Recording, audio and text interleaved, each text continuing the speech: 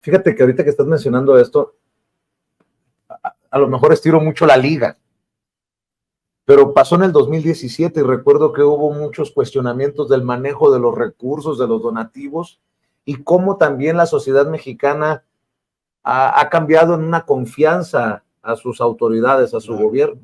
El Pew Research Center acaba de publicar en Estados Unidos, que es esta dependencia, este grupo muy respetado de encuestas y de estadística en Estados Unidos, que el 82% de la gente, más que cualquier otra encuesta incluso del gobierno, 82% de la gente respalda a su gobierno, respalda al presidente, y la confianza en la democracia pasó del 2017 del 6% al 49%.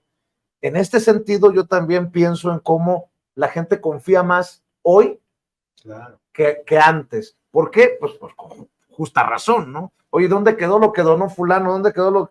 Hay muchas cosas que a mí todavía no me quedan claras y que nunca quedaron claras de lo que se había donado, de lo que se había recaudado en una situación de emergencia. Y que no se nos olvide que en este gobierno también se acabó con aquello del repartidero de recursos del Fonden, como antes se hacía a discreción de quienes gobernaban. Ahora ya no. Y es desconfianza legítima porque había una enorme corrupción, desvío de recursos públicos, las cosas donadas iban a parar a domicilios privados de servidores públicos.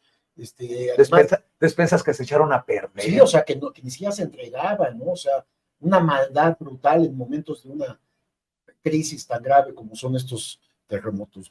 Y también recordando esta parte, bueno, no solo el manejo discrecional del propio Fonden, que era el Fondo Nacional para los Desastres, para atención de los desastres, sino también hay que recordarlo, en aquellos años del peñismo, que ya era 2017-2018, ni siquiera se invirtió en la reconstrucción.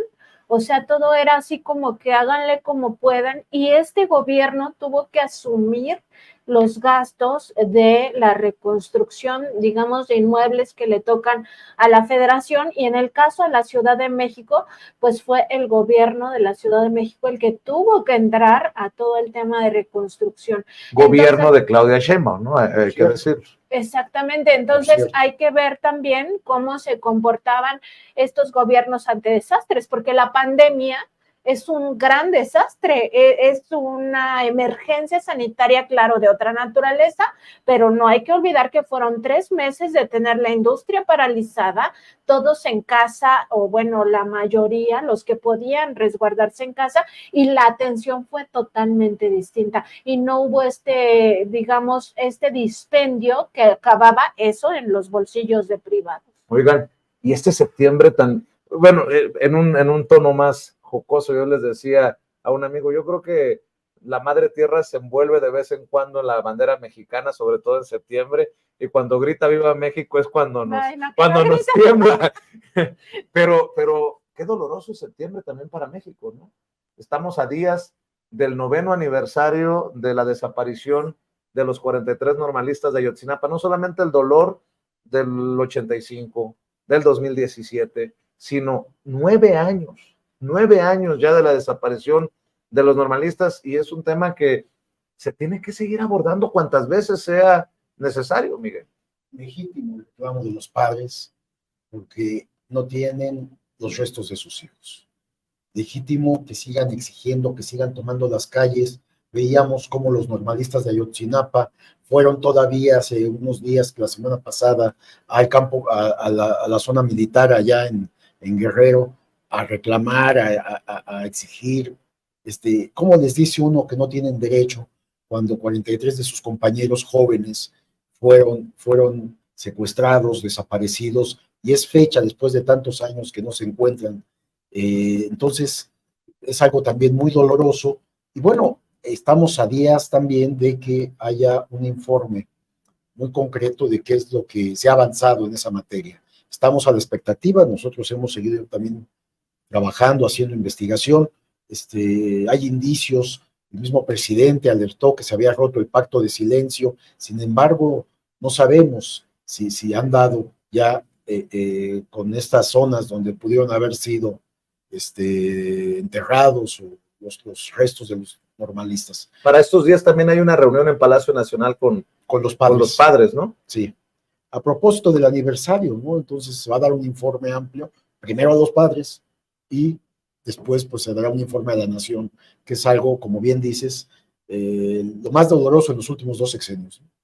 Sí, lo de los padres es, digamos, un acuerdo que tiene el gobierno federal luego de considerarlo ya un caso de Estado, un asunto de Estado, y en esa reunión, pues a ellos se les presentan absolutamente todos los avances sin ningún tipo de censura, vamos a decirlo así, y con ellos, padres y madres, se acuerda qué es lo que se le va a informar a la sociedad.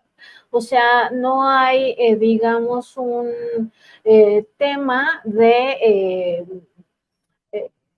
censura hacia los padres, sino más bien son ellos los que deciden que de todo eso que se les presenta es lo que se le va a informar al pueblo de México. Y en ese contexto, sí decir que se espera que en esa reunión en Palacio Nacional, que iba a ser entre hoy y mañana, de acuerdo con los tiempos que manejó el propio presidente López Obrador, que ahí se va a hablar exactamente de qué significado tiene esto de que se haya roto el pacto de silencio, porque el presidente lo declaró públicamente en julio, en una de sus conferencias matutinas, luego de que el GIEI se fue, este grupo interdisciplinario de expertos independientes ya salió finalmente de nuestro país.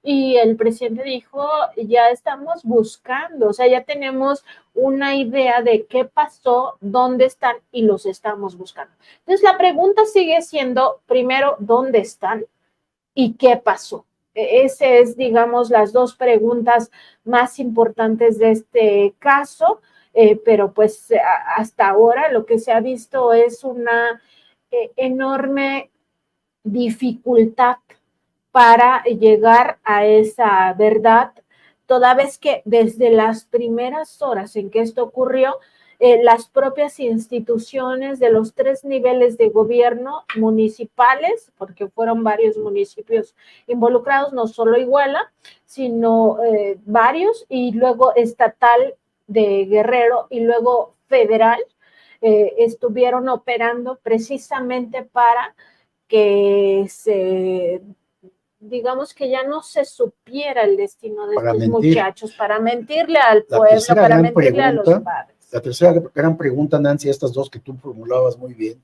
es ¿quiénes son los responsables? Claro. Porque hay una concertación que pareciera apunta también a la parte política, Vicente, que es muy grave, porque gobernaba en ese momento un gobierno perredista, en ese entonces todavía de izquierda. En Iguala y en Guerrero. El estado. Así es. Y a nivel federal estaba el PRI. Después de ese acontecimiento, cambia el gobierno, sale el gobernador y entra un gobernador priista. Es decir, el antecedente político también es muy importante porque además no es posible que sucediera algo de esa naturaleza cuando estaba infiltrado en la normal de Ayotzinapa por agentes del CISEN, este órgano de seguridad nacional. Estuvieron militares, inclusive hay militares presos hoy en día, lo cual habla de la voluntad del actual gobierno. ¿Cuándo íbamos a imaginar que una investigación apuntara a algún miembro militar, hombre? O sea,